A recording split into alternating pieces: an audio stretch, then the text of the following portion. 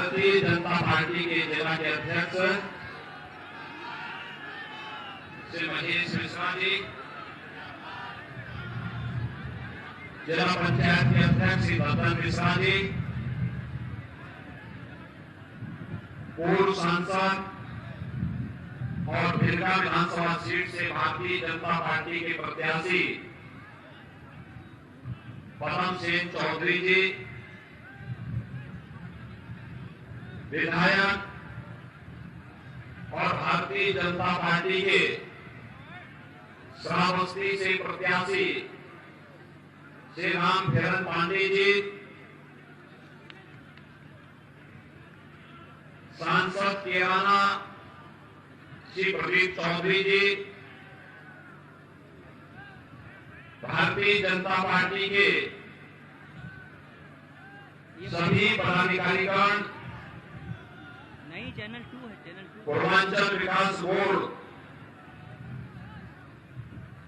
के सलाहकार श्री साकेत मिश्रा जी, जिला प्रभारी राहुल राजोस्तोगी जी और उपस्थित सभी भाइयों बहनों, भगवान बुद्ध ने जिस धरती पर सर्वाधिक चातुर्मास व्यतीत किए, हमने खोल दिया है, चैनल दोनों आएंगे। उनकी साधना से पवित्र इस धरती को अब दोनों आ रहे होंगे। अब हम चैनल 1 बंद करेंगे। मैं कोटि नमन करते हुए आप सभी का हृदय से अभिनंदन करता हूं, स्वागत करता हूं। भाइयों बहनों, हाँ तो दोनों आ रहे हैं। श्रावस्ती और बहराइच चाहिए क्षेत्र है अब 1 बंद कर, जहां पर 1000 वर्ष पहले महाराज सुहेलदेव ने विदेशी आक्रांता सालार मसूद की पूरी फौज को कुचलने का कार्य किया था।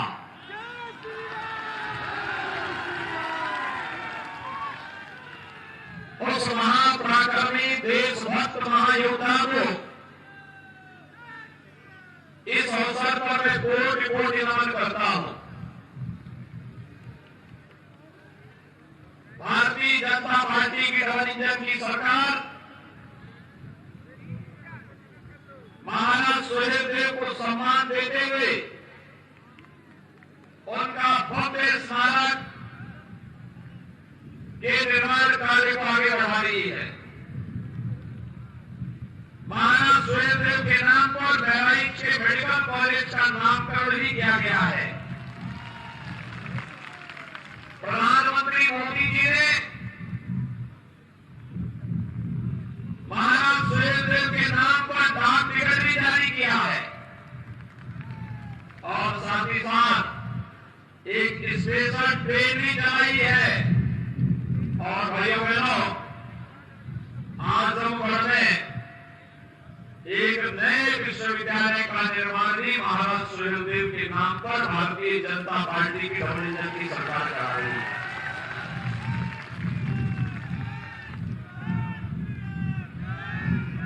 मुझे अक्सर दिल्ली पाटन कमिश्नरी में आना होता था। 2 ही कार्य से मैं आता था। एक, महाराज सुहेलदेव के विजयोत्सव के कार्यक्रम को मनाने के लिए और दूसरा मां पाटेश्वरी का दर्शन करने के लिए तुलसीपुर जाता था। पिछले 5 साल के अंदर बदली हुई परिस्थिति आपके सामने है। आज उत्तर प्रदेश देश के अंदर विकास की एक नई ऊंचाई को छूता हुआ अग्रणी भूमिका के साथ आगे बढ़ रहा है। भाइयों बहनों, 5 साल पहले यह उत्तर प्रदेश रोज नए दंगों की चपेट में आता था। रोज एक दंगा होता था। यहां भिलका में भी और श्रावस्ती में भी दंगे हम लोगों ने देखे हैं।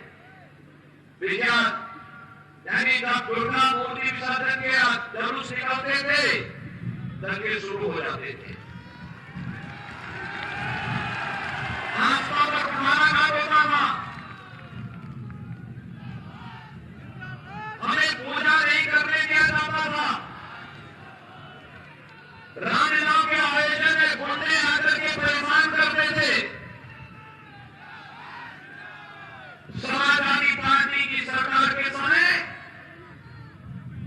प्रदेश में 700 से अधिक दंगे हुए और 5 वर्ष के कार्यकाल को अगर पूरा जोड़ो तो प्रदेश में लगभग 6 महीने से ज्यादा केवल कर्फ्यू था, अराजकता का तांडव था। भारतीय जनता पार्टी की सरकार भी आप देख रहे हैं, सपा की सरकार के उससे पहले के कार्यकाल में बहुजन समाजवादी पार्टी की सरकार का कार्यकाल था, तब 364 दंगे हुए थे।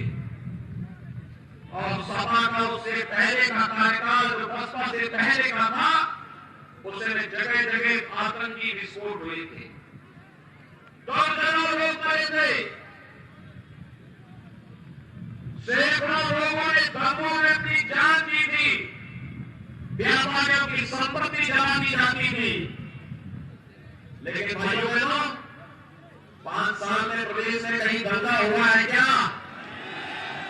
कहीं दंगा हुआ है? आज भी आपके पूजा के जुलूस को, दुर्गा पूजा के जुलूस को पूरी रोकने का दुस्साहस कर पाएगा क्या? किसके कारण?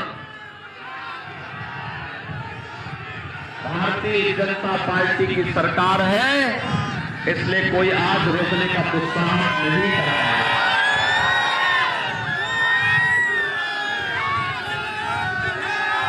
आज कोई नहीं रोक पाएगा।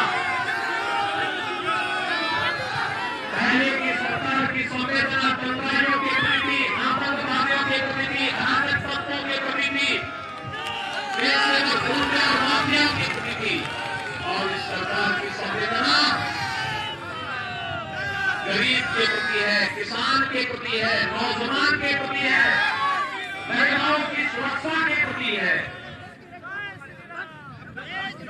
फर्क साफ है। वे अपराधी और माफियाओं को, दंगाइयों को कसने देते थे, हमने सभी दंगाई और अपराधियों को उनकी जगह पहुंचाने का काम कर दिया है। कानून का राज है। भाइयों बहनों, मैं आपसे पूछना चाहता हूं, 2017 के पहले आपको बिजली मिलती थी क्या? आती थी? ये पीछे के लोग क्यों मान रहे हैं? बिजली मिलती थी? आज तो मिलती होगी ना? आती है? पहले आती नहीं थी, आज जाती नहीं है। यही बात है ना? यही है ना? सबको बिजली, पर्याप्त बिजली। पहले तो बिजली की भी जाति और मजहब हुआ करता था। ईद और मुहर्रम रहेगा तो बिजली आएगी, और होली और दीपावली आएगी तो बिजली नहीं आती थी। यही होता था ना? आज तो भेद नहीं है ना? और भाइयों बहनों, यही नहीं, कोरोना में आप देख रहे होंगे, कोरोना कालखंड में हमारे विधायक आए होंगे, जिला पंचायत अध्यक्ष आए होंगे, भाजपा के कार्यकर्ता आए होंगे, हालचाल लेने के लिए मैं भी आया था, बार बार आया था। फ्री में टेस्ट, फ्री में उपचार, फ्री में वैक्सीन। आपने वैक्सीन ले लिया? सभी लोगों ने वैक्सीन का पैसा तो नहीं लिया किसी ने? झूठ मत बोलना, सच बोल रहे हैं ना? यही वैक्सीन अगर सपा और बसपा की सरकार होती भाइयों बहनों, बाजार में बिक जाती, किसी गरीब को नहीं मिल पाती। आप मानते हैं ना इस बात को? देखिए, प्रधानमंत्री मोदी जी ने हर एक व्यक्ति के लिए बिना भेदभाव की वैक्सीन दिया है, और सबने वैक्सीन लिया है। तो कोरोना की तीसरी लहर कब आई कब गई कोई पता ही नहीं लगा। कितने लोगों की जान बच गई। देखो अमेरिका में, यूरोप में हजारों लोग मर रहे हैं। भैया बहनों, कोरोना काल खतरे आपने देखा होगा 2 साल होने जा रहे हैं। 2 बार दिल्ली का राशन भी मिला होगा ना, मिला है कि नहीं मिला है? राशन के साथ दाल, रिफाइंड तेल और नमक भी होगा ना, है ना?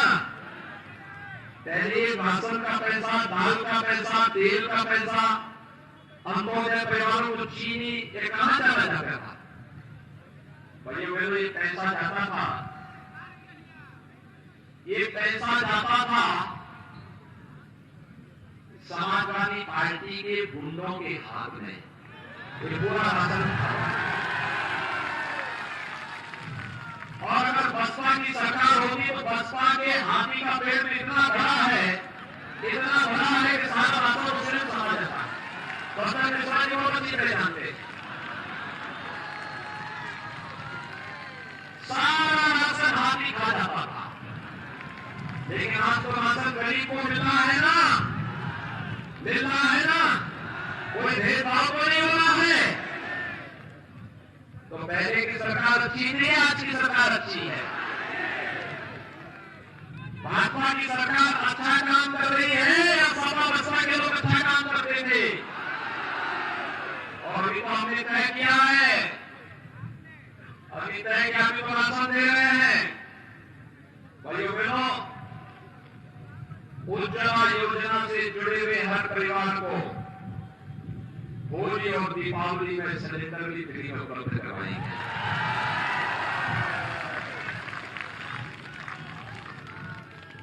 हमने तय किया है, बेटी के जन्म लेने से लेकर स्नातक तक की पढ़ाई के लिए अब तक हम 15,000 रुपए का पैकेज देते थे, ये राशि बढ़कर के 25,000 होगी।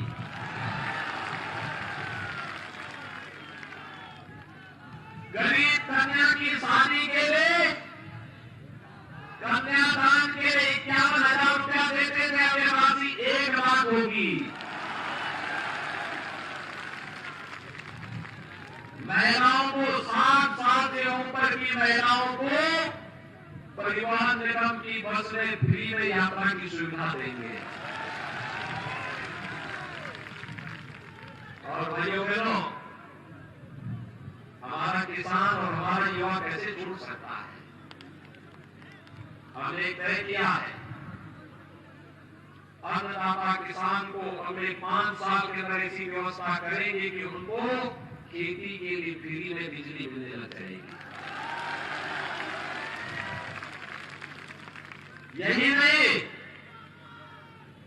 अगले 5 साल के अंदर हर परिवार के एक नौजवान को नौकरी, रोजगार और स्वरोजगार के साथ जोड़ने का काम करेंगे। और उत्तर प्रदेश का नौजवान भी स्मार्ट नौजवान बने। भाइयों बहनों, उत्तर प्रदेश का नौजवान भी स्मार्ट नौजवान बने। वर्तमान में 1 करोड़ नौजवान को हम लोग टैबलेट और स्मार्टफोन दे रहे हैं। श्रावस्ती के नौजवानों को मिला है, अभी बढ़ भी रहा है। समाजवादी पार्टी ने कंप्लेंट कर दी चुनाव आयोग को। वो कहती है कि नौजवानों को टैबलेट स्मार्टफोन देने की आवश्यकता क्या? मैंने कहा नहीं, ये सब पे तो केवल सेठाई खानदान का अधिकार है। क्या करते थे लोग सेठाई के लोग? ये पूरा खानदान ही क्या करता था? केवल प्रदेश में सेठाई महोत्सव मनाता था। सेठाई महोत्सव में न रात था, न रंग था, न भाव थी, न भाषा थी। आयोजकों को पता ही नहीं लगता क्या हो रहा है। आज तो भाइयों बहनों, जब श्रावस्ती महोत्सव होता है ना, भगवान बुद्ध से जुड़ी हुई पूरे उनके जीवन की पूरी कथा को यहाँ के लोग देखते हैं, सुनते हैं। भगवान बुद्ध ने क्या कहा था? अप्रतिमो भव। आत्मनिर्भर भारत की परिकल्पना निर्भर होती है इस एक मंत्र में। आज जब अयोध्या का दीपोत्सव, अयोध्या में मनाया जाता है, पूरी दुनिया अभिभूत होती है कि वे राम की अयोध्या की दीपावली के साथ जोड़ने का ये श्रावस्ती तो भगवान राम के पुत्र ने बसाई थी।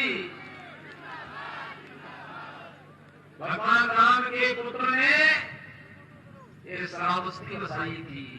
ध्यान उठाकर के थोड़ा देखिए, काम तमंचावादी है और सोच परिवारवादी है। अपने परिवार के ऊपर सोच ही नहीं सकते। तमंचा बना बना करके राजनीति करवाते थे, व्यापारियों के बमबाजी कराते थे। जन्माष्टमी, शिवरात्रि, कावड़ यात्रा, इन सब पे लोग लगाते थे, दंगा करवाते थे। आज तो भाइयों बहनों दंगा नहीं होता, कर्फ्यू भी नहीं लगता। आज तो कावड़ यात्रा निकलती है, कावड़ यात्रा हर हर बम बम कह करके निकलती है, कोई रोक टोक नहीं। ये नए भारत का नया उत्तर प्रदेश है। और जब समाजवादी पार्टी ने कंप्लेंट की चुनाव आयोग को कि युवाओं को ये टैबलेट स्मार्टफोन क्यों दिया जा रहा है, तो हमने तय किया कि अभी 1 करोड़ दे रहे हैं, 10 मार्च के बाद इसकी संख्या 2 करोड़ करेंगे और 2 करोड़ करेंगे भी। और खर्चा जो आएगा डिजिटल एक्सेस का, वह भी सरकार फ्री में उपलब्ध कराएगी। समाजवादी पार्टी के लोग परेशान है, कह रहे पैसा कहां से आ रहा है। मैंने कहा उसके लिए तो हमारे पास एक उपकरण है, तुम समझ नहीं पाओगे इस उपकरण को। लेकिन तुम मुझे एक बात बताओ कि तुम अपने समय में ये सब क्यों नहीं करा पाए। कहा हमने भी विकास कराया है। मैंने कहा कौन विकास कराया है। मैंने कहा सड़क नहीं बनाए, अकेले देवीपाटन कमिश्नरी में हम 3 मेडिकल कॉलेज बना रहे हैं। श्रावस्ती आपका प्रारंभ, बैराइज का प्रारंभ हो चुका है, गोंडा और बलरामपुर में बन रहा है और श्रावस्ती की भी कार्रवाई आगे बढ़ रही है। यहां का एयरपोर्ट भी बन रहा है। मैंने कहा ये सब काम तुम क्यों नहीं करा पाए, गरीबों को राशन क्यों नहीं दे पाए, फ्री में दवा क्यों नहीं दे पाए। कहा नहीं हमने भी विकास कराया है। मैंने कहा आखिर इसमें क्यों नहीं। कहा ये हमारी समझ में नहीं आता था। तो मैंने कहा तुम्हारी समझ में क्या आता था। कहा हमने कब्रिस्तान की बाउंड्री बनवाई है। क्या किया इन लोगों ने, कब्रिस्तान की बाउंड्री। और इनको बोलिए कि वोट भी वहीं से ले लीजिए, बोलेंगे ना। और हमसे पूछते पैसा आपके समय में कहां से आया है। मैंने कहा देखो भाई, एयरपोर्ट बनाना हो या एक्सप्रेस हाईवे, सड़क की लेवलिंग करनी हो या जमीन की, उसमें बुलडोजर चलता है। तो हम सड़क बनाने में बुलडोजर का इस्तेमाल करते हैं। और जो माफिया गरीबों को लूटते थे, व्यापारियों के साथ छिड़की करते थे, बमबाजी करते थे, ये बुलडोजर उनको भी रोकता हुआ जब जाता है तो उनकी अवैध कमाई को भी निकालता है। और यही पैसा जब आता है तो भाइयों बहनों, यही पैसा फिर विकास में खर्च होता है। गरीबों के राशन में, गरीबों के लिए दवा के लिए, गरीबों के लिए घर के लिए, गरीबों के लिए शौचालय के लिए, गरीबों को बिजली देने में खर्च होता है। अब इससे बुलडोजर से परेशान